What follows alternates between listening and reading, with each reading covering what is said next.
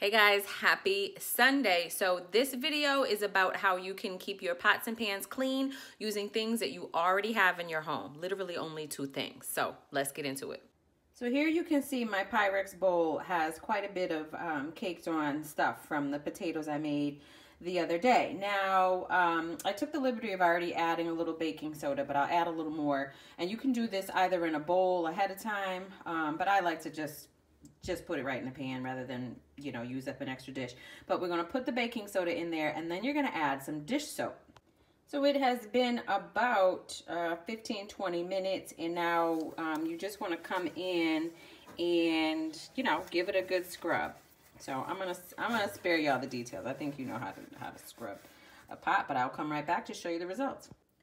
So after I scrubbed it really well, I took the liberty of rinsing it, made sure that I got all of the edges, especially the tops and on this little part right here, to make sure that it's nice and clean. But you can see how well the grime and everything came right off.